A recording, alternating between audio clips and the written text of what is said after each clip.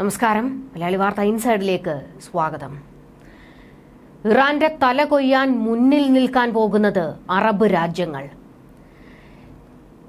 Israel വിരൽ ഞൊടിക്കുന്നിടത്ത് Arab രാജ്യങ്ങൾ നിൽക്കും എന്നുള്ള വിവരങ്ങളാണ് നിർണായകമായി പുറത്തേക്ക് വരുന്നത്. അതായത് ഒരു യുദ്ധം ഉണ്ടായാൽ ഇറാൻ ഒറ്റപ്പെടും എന്നുള്ളത് വ്യക്തമാകുകയാണ്. ഇസ്ലാമിക രാജ്യങ്ങളായ സൗദി അറേബ്യയും കുവൈറ്റും ബഹ്റൈനും ഖത്തറും ഇറാനെതിരായ പോരാട്ടത്തിൽ ഇസ്രയേലിനൊപ്പം നിൽക്കും എന്നുള്ള വിവരങ്ങൾ പുറത്തേക്ക് വരുന്നു. ഒരു തരത്തിലും തല ഉയർത്താൻ പറ്റാത്ത രീതിയിലേക്ക് ഇറാൻ താഴ്ന്നു പോകും. ഇറാന്റെ ഒപ്പം നിൽക്കുന്നതാകട്ടെ ഹിസ്ബുള്ള, ഹൂതികൾ, ഹമാസ്, ഇറാഖിലെ സായുധ സംഘങ്ങൾ, സിറിയയിലെ സായുധ സംഘങ്ങൾ എന്നിവരാണ്. എന്നാൽ ഇസ്രയേലിനൊപ്പം നിൽക്കാൻ പോകുന്നത് കരുത്തർ തന്നെയാണെന്നുള്ള വിവരങ്ങൾ ഏതാണ്ട് ഉറപ്പായി കഴിഞ്ഞിരിക്കുന്നു. ഭീകര സംഘടനകൾക്ക് എല്ലാ സഹായവും നൽകുന്ന ഇറാനെ ഒരു പാഠം പഠിപ്പിക്കുക തന്നെയാണ് ഇസ്രയേലിന്റെ നീക്കം. ഇതിനായി അവർ കൂട്ടുപിടിച്ചിരിക്കുന്നത് അമേരിക്കയെയും ബ്രിട്ടനെയുമാണെന്ന സൂചനകൾ മാത്രമല്ല, ഇത് സ്ഥിരീകരിക്കുന്ന വിവരങ്ങൾ തന്നെ വ്യക്തമായി പുറത്തേക്ക് വരുന്നുണ്ട്.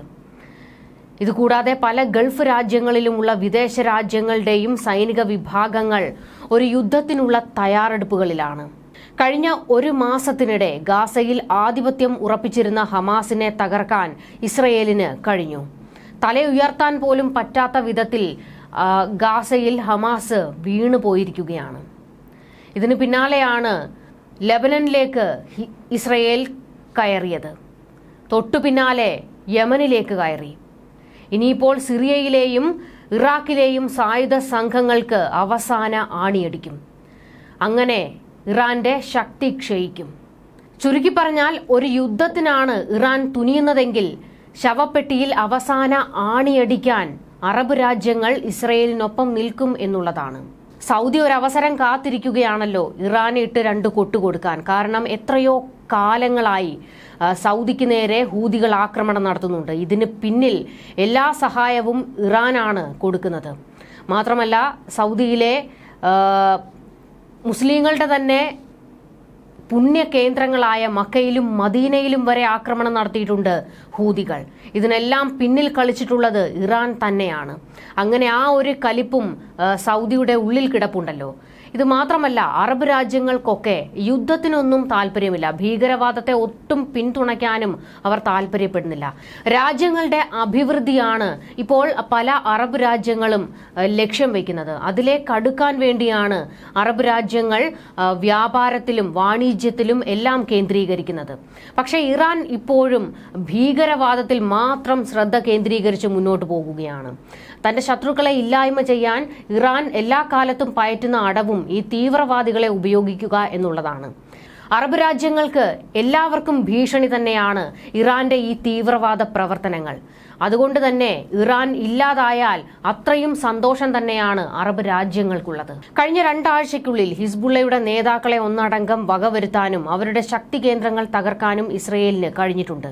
ഇതിന് തൊട്ടു പിന്നാലെയാണ് ഇറാൻ ഇസ്രയേലിലേക്ക് മിസൈൽ ആക്രമണം നടത്തിയത്. 181 മിസൈലുകൾ അയച്ച് വലിയൊരു തീക്കളിയാണല്ലോ ഇറാൻ നടത്തിവെച്ചത്. അതിനുള്ള പണി ഏതാണ്ട് വരുന്നുണ്ട് എന്നുള്ളത് വ്യക്തമാകുകയാണ്. ഈ ഘട്ടത്തിൽ ഇറാൻ പ്രസിഡന്റിന്റെ ഒരു ഗതികേട് കൂടി പറയണം. ലോകത്ത് മുഴുവൻ ഓടി നടന്ന് അറബ് രാജ്യങ്ങളുടെ പിന്തുണ തേടാൻ മസൂദ് പെസഷ്ക്യാൻ നീക്കം നടത്തുന്നുണ്ട്. എന്നാൽ ഖമനേയി ആകട്ടെ അമേരിക്കയെയും ഇസ്രയേലിനെയും വെല്ലുവിളിച്ചുകൊണ്ടേയിരിക്കുന്നു. ഖമനേയിയുടെ കണക്കുകൂട്ടൽ മസൂദ് പെസഷ്ക്യാൻ ഓടി നടന്ന് അറബ് രാജ്യങ്ങളുടെ പിന്തുണ തേടട്ടെ എന്നുള്ളതാണ്.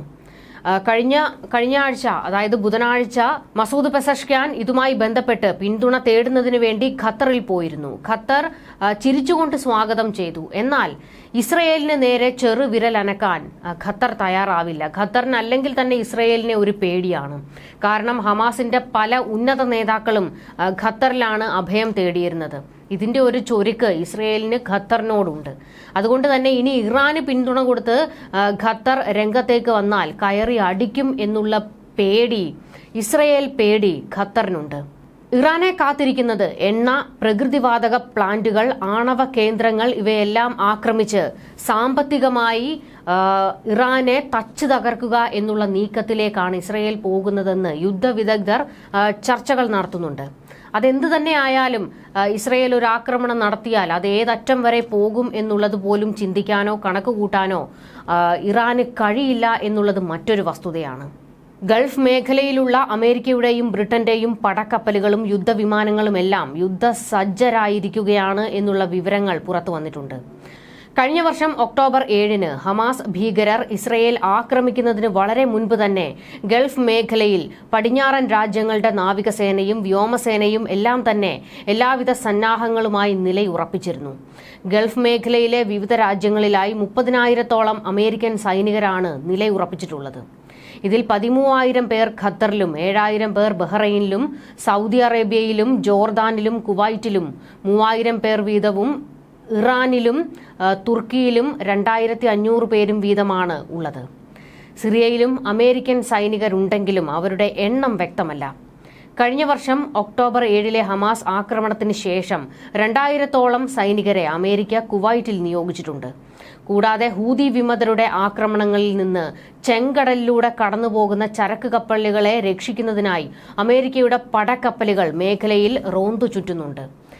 ഈ ഗ്രൂപ്പുകളെല്ലാം തന്നെ ഇപ്പോൾ ഇസ്രയേൽ ഇറാൻ യുദ്ധമുണ്ടായാൽ ഇസ്രയേലിനെ സഹായിക്കാനായി സജ്ജരായി നിൽക്കുകയാണ്.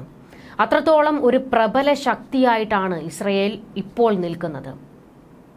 ഇവിടെ ഇറാൻ എന്ത് മായാജാലം കാണിച്ച് ഇസ്രയേലിനെ വീഴ്ത്തുമെന്നാണ് അലി ഖമനേയി പറഞ്ഞുകൊണ്ടിരിക്കുന്നത്. മസൂദ് പെസഷ്ക്യാൻ വെറുതെ ഓടി നടക്കുകയാണ് അറബ് രാജ്യങ്ങളുടെ പിന്തുണ തേടുന്നതിന് വേണ്ടി. ഒന്നും നടക്കാൻ പോകുന്നില്ല. കാരണം ഇസ്രയേലിനെ ഒരേ സമയം ഭയവുമാണ്. എന്നാൽ ഇസ്രയേലുമായി നയതന്ത്രമായും സാമ്പത്തികപരമായും ബന്ധങ്ങൾ സ്വീകരിക്കാനും നല്ല രീതിയിലേക്ക് ബന്ധങ്ങൾ പുതുക്കിയെടുക്കാനും അറബ് രാജ്യങ്ങൾ ഇപ്പോൾ നീക്കം നടത്തിക്കൊണ്ടിരിക്കുകയാണ്. അതിന്റെ കാരണം മുൻപ് പറഞ്ഞതുപോലെ തന്നെ സാമ്പത്തികമായി ഉയർന്നു വരിക എന്നുള്ളത് തന്നെയാണ് പല അറബ് രാജ്യങ്ങളുടെയും ഇപ്പോഴത്തെ ലക്ഷ്യം. അതിന് അവർക്ക് കൂട്ടുപിടിക്കാവുന്ന ഏറ്റവും നല്ല രാജ്യം ഇസ്രയേൽ തന്നെയാണ്. ആ തിരിച്ചറിവ് ഇപ്പോൾ അറബ് രാജ്യങ്ങൾക്കുണ്ടായിട്ടുണ്ട്. ഇത് മാത്രമല്ല, ഇസ്രയേലിന്റെ ഒപ്പം നിൽക്കാതെ മറ്റ് നിവർത്തിയില്ല അറബ് രാജ്യങ്ങൾക്ക്. കാരണം കുവൈറ്റിലും സൗദി അറേബ്യയിലും ജോർദാനിലും ഖത്തറിലും എല്ലാം തന്നെ അമേരിക്കയുടെ പട്ടാളം നിലയുറപ്പിച്ചിട്ടുണ്ട്. ഇവർക്ക് ആർക്കെങ്കിലും എന്തൊരു അപകടം ഉണ്ടായാലും അമേരിക്ക വേണം സുരക്ഷയ്ക്കെത്താൻ. ഇത് മാത്രമല്ല, എത്രയോ കാലങ്ങളായി ഹൂതി ആക്രമണങ്ങളിൽ നിന്ന് സൗദിയെ സംരക്ഷിച്ചു നിർത്തുന്നത് അമേരിക്കയാണ്. അതുകൊണ്ട് തന്നെ അറബ് രാജ്യങ്ങളുടെ അവസാന വാക്ക് അമേരിക്ക തന്നെയാണ്. അമേരിക്കയാകട്ടെ എല്ലാ കാലത്തും ഇസ്രയേലിന്റെ ചിറകുകളാണ്. അതുകൊണ്ട് തന്നെ മസൂദ് പെസഷ്ക്യാന്റെ ഈ ഓട്ടം വെറുതെയാണ്. അറബ് രാജ്യങ്ങൾ ഇസ്രയേലിനൊപ്പം നിൽക്കും എന്നുള്ളത് മാത്രമല്ല, പല രാജ്യങ്ങളും, അതായത് ഭീകരവാദത്തെ എതിർക്കുന്ന എല്ലാ രാജ്യങ്ങളും ഇസ്രയേലിന് തന്നെയാണ് പൂർണ്ണ പിന്തുണ കൊടുക്കുന്നത്. അക്കൂട്ടത്തിൽ എടുത്തു പറയേണ്ടതാണ് ഇന്ത്യയുടെ പിന്തുണയും. കാരണം ഇസ്രയേലുമായി പതിറ്റാണ്ടുകളുടെ ബന്ധമുള്ള രാജ്യമാണ് ഇന്ത്യ. 1992-ലാണ് ഇസ്രയേലുമായുള്ള നയതന്ത്ര ബന്ധങ്ങൾക്ക് ഇന്ത്യ തുടക്കം കുറിക്കുന്നത്. $200 ദശലക്ഷം വ്യാപാര ബന്ധമായിരുന്നു അക്കാലത്തെങ്കിൽ 2022-23 എത്തുമ്പോഴേക്ക് ഇത് $10.77 ബില്യൺ ആയിട്ടാണ് വർദ്ധിച്ചത്. ഇതിൽ ഈ കണക്കിൽ ആയുധ വ്യാപാരം ഉൾപ്പെട്ടിട്ടില്ല. അത്ര വലിയ ഉഭയകക്ഷി ബന്ധമാണ് ഇസ്രയേലുമായി ഇന്ത്യക്കുള്ളത്. പ്രധാനമായും പ്രതിരോധം, സുരക്ഷ, നവീകരണം, കൃഷി, ജലം എന്നിവയിൽ കേന്ദ്രീകരിച്ച് കഴിഞ്ഞ ഒരു ദശാബ്ദത്തിലേറെയായി ഇസ്രയേലുമായുള്ള ഇന്ത്യയുടെ ബന്ധം കൂടുതൽ ദൃഢമായിട്ടുണ്ട്. ഭൗമരാഷ്ട്രീയ സാമ്പത്തിക പ്രാധാന്യമുള്ള ഇന്ത്യ മിഡിൽ ഈസ്റ്റ് യൂറോപ്പ് സാമ്പത്തിക ഇടനാഴി പദ്ധതിയിലെ പ്രധാന ഭാഗമാണ് ഇസ്രയേൽ. ഇസ്രയേൽ തുറമുഖമായ ഹൈഫയാണ് നിർദ്ദിഷ്ട ഇടനാഴിയുടെ അവിഭാജ്യ ഘടകം. ഇന്ത്യയെ സംബന്ധിച്ചിടത്തോളം 2 വലിയ വിപണികളായ യൂറോപ്പിലേക്കും US-ലേക്കുമുള്ള വ്യാപാരം സുഗമമാക്കുന്ന IMEC എന്നത് സ്വപ്ന പദ്ധതിയാണ്. ഇന്ത്യയിലേക്ക് ഏറ്റവും അധികം ആയുധങ്ങൾ ഇറക്കുമതി ചെയ്യുന്ന ലോകത്തിലെ 4ാമത്തെ രാജ്യമാണ് ഇസ്രയേൽ. ഇന്ത്യയുടെ ചില സുരക്ഷാ സാങ്കേതിക വെല്ലുവിളികളെ നേരിടാൻ സഹായിച്ച പ്രതിരോധ ഉപകരണങ്ങളുടെയും ഹൈടെക് ആശയവിനിമയ സംവിധാനങ്ങളുടെയും പ്രധാന വിതരണക്കാർ കൂടിയാണ് ഇസ്രയേൽ. ഇസ്രയേലി സ്ഥാപനമായ NSO നിർമ്മിച്ച പെഗാസസ് എന്ന ചാര സോഫ്റ്റ്വെയർ അതിനൊരു ഉദാഹരണമാണ്. ഇന്നോവേഷൻ ഇക്കോസിസ്റ്റത്തിലും ഇന്ത്യയുടെ പ്രധാന പങ്കാളിയാണ് ഇസ്രയേൽ. കഴിഞ്ഞ 10 വർഷത്തിനിടെ $290 കോടി സൈനിക ഹാർഡ്വെയറാണ് ഇന്ത്യ ഇസ്രയേലിൽ നിന്ന് ഇറക്കുമതി ചെയ്തത്. ഇത്തരത്തിൽ ഇസ്രയേലുമായി വലിയ ബന്ധമാണ് ഇന്ത്യക്കുള്ളത്. പലസ്തീനുമായും നല്ല ബന്ധം തന്നെയാണ് ഇന്ത്യക്കുള്ളത്. എന്നാൽ തീവ്രവാദത്തെ ഒരു തരത്തിലും ഇന്ത്യ പ്രോത്സാഹിപ്പിക്കില്ല എന്നുള്ളതും എടുത്തു പറയേണ്ടതാണ്. ന്യൂസ് ഡെസ്ക് മലയാളി വാർത്ത ഇൻസൈഡ്.